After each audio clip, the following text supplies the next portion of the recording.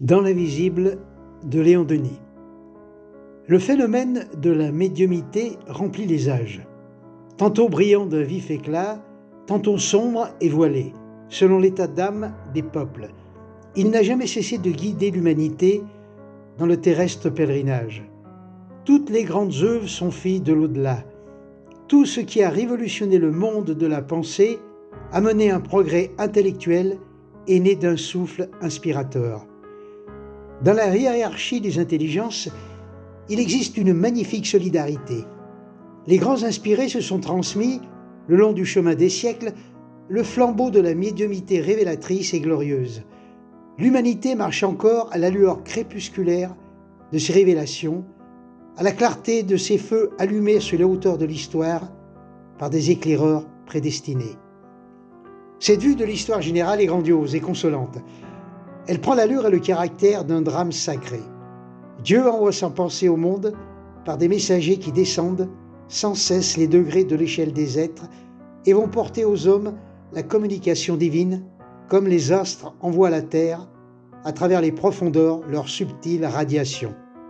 Ainsi, tout se relie dans le plan universel. Les mondes supérieurs font l'éducation des mondes inférieurs. Les esprits célestes se font les instructeurs des humanités arriérées.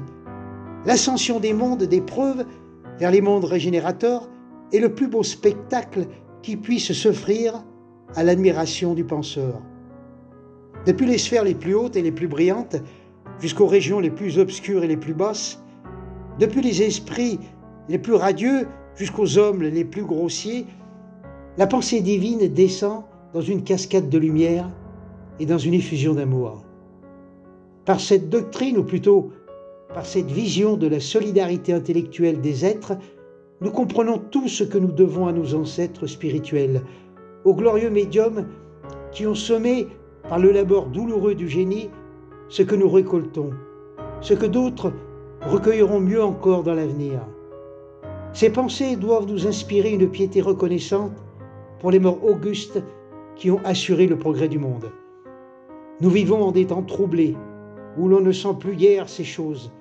Bien peu parmi nos contemporains s'élèvent jusqu'à ces sommets, du haut desquels, comme d'un promontoire, on aperçoit le vaste océan des âges, le flux et le reflux harmonieux des événements. L'Église, devenue une société politique, n'a pas su appliquer aux besoins moraux de l'humanité ses vérités profondes et ses lois de l'invisible. Les sacerdoces sont impuissants à nous révéler car eux-mêmes ont oublié les mots sacrés de l'antique sagesse et le secret des mystères. La science moderne s'est abîmée jusqu'ici dans le matérialisme et le positivisme expérimental.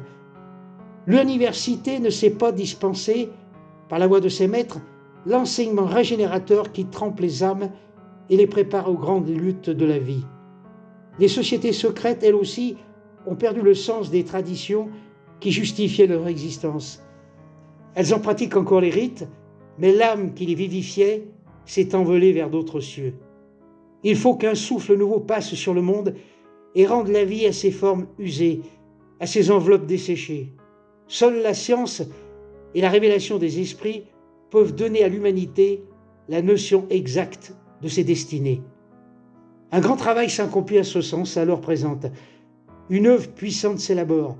L'étude constante et approfondie du monde invisible, qui est aussi le monde des causes, sera la grande ressource et le réservoir inépuisable où devront s'alimenter la pensée et la vie.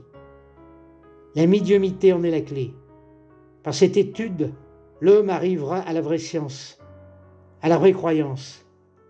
Elles, qui ne s'excluent pas de l'une de l'autre, mais s'unissent pour se féconder. Par là aussi, une communion plus intime s'établira entre les vivants et les morts, et des secours plus abondants découleront des espaces vers nous. L'homme de demain saura comprendre et bénir la vie. Il ne craindra plus la mort. Il réalisera par ses efforts le règne de Dieu, c'est-à-dire la paix et la justice sur la terre.